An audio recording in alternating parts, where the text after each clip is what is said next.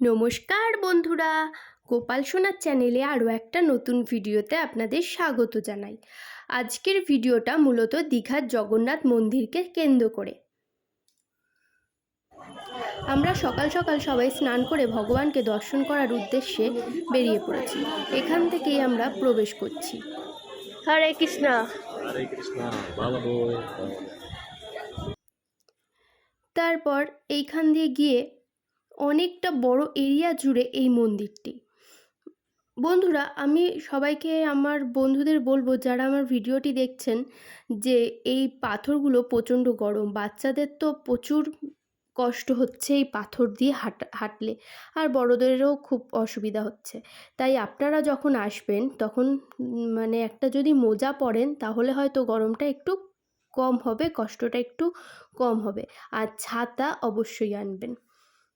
এই দুটো জিনিস অবশ্যই নিয়ে আসবেন। তারপর আপনারা সবাই সঙ্গে থাকুন এবং মন্দিরটি দেখুন, ভগবানকে দর্শন করুন। অনেকটা বড় এরিয়া জুড়ে এই মন্দিরটি। আমরা প্রথম গেট দিয়ে প্রবেশ করছি। দরজাগুলো বিশাল বড় দরজা।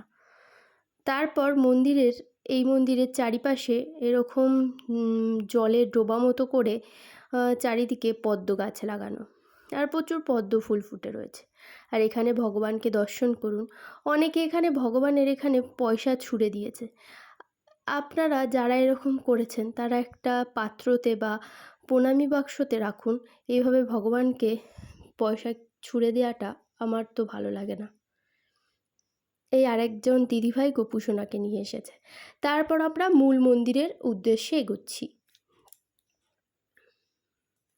জগন্নাথ, বলরাম, সুভদ্রা দেবী, এই ভগবানদেরকে আজকে দর্শন করার উদ্দেশ্যে আমরা এখন যাচ্ছি। এই লাল পাথরগুলো তাও একটু কম গরম লাগছে, সাদাগুলোতে তো পা দিতেই পাচ্ছি না।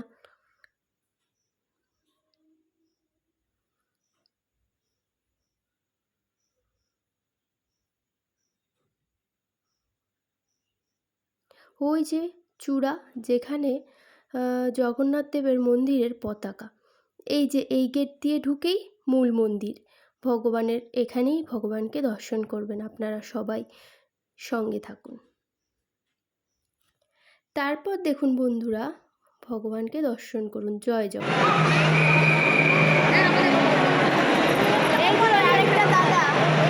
দাদাকে দেখো।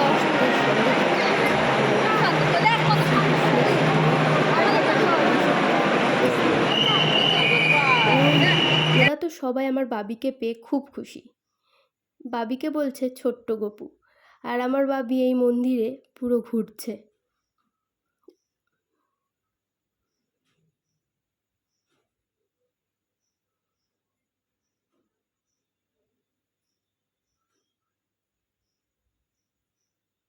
আমার ছোট্ট বাবিটির এই প্রথম এটি তীর্থযাত্রা। আর প্রথম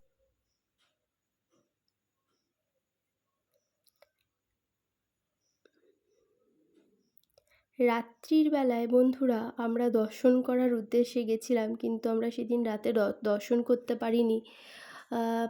আর প্রচুর দর্শনার্থী রাত্রিরের দিকে ভগবানকে দর্শন করার উদ্দেশ্যে এসেছেন।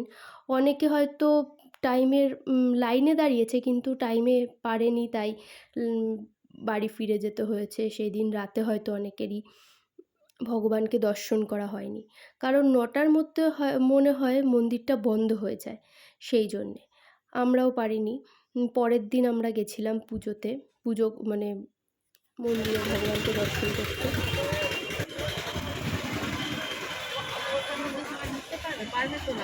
হ্যাঁ, এত লোক ঢুকতে পারে?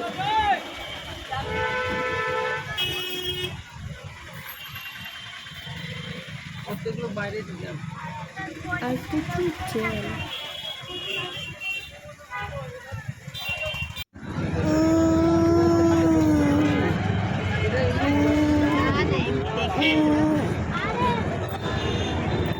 ভগবানকে দর্শন এটা কি পুজো দেওয়ার লাইন? এটা পুজো দেওয়ার লাইন নাকি দর্শনের? দর্শনের লাইন। গাড়ি আগে পার্কিং হবে। যা